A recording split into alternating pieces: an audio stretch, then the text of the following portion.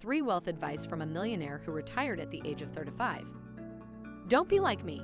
It took me 10 years before I figured out that saving and investing was a better idea than losing myself in work and hobbies that often cost money.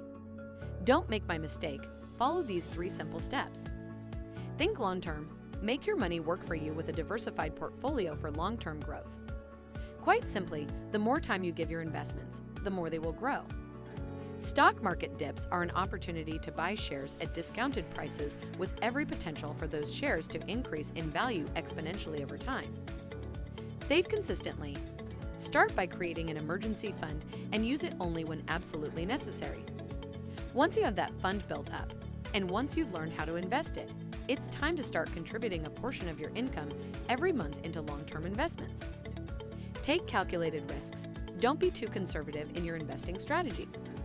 Despite what we are being told, the stock market isn't risk-free and can provide exceptional returns when you focus on companies with strong fundamentals, growing revenue, strong balance sheets.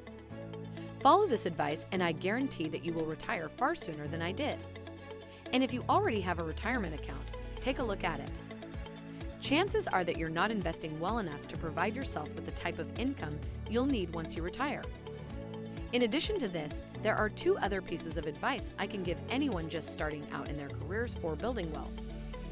Pay yourself first.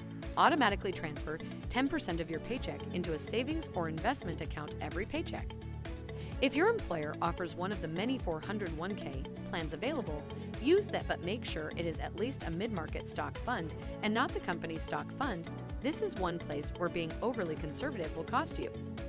If your employer doesn't have a 401k, then open up an IRA. I recommend Vanguard for low management fees, and again use a diversified portfolio. Make saving money more difficult than spending it. I used to keep my credit cards in my sock drawer and would take them out only when I needed them. Why? Because I knew if they were in the drawer, I wouldn't be tempted to throw $100 at some new gadget or restaurant. If you're worried about not having enough to spend, remember that the more you spend, the less you have and the longer it will take to build wealth. Sure, there are thousands of other pieces of advice for saving money and building wealth. This advice is simple, easy to follow, and effective. Work on it for a few years and you'll find yourself in a position where you can put your money to work in the stock market. Comments? Have questions? I'd love to hear from you below. If you found this helpful, please share it with someone who might benefit from the information. And don't forget to subscribe to our YouTube channel for more amazing content.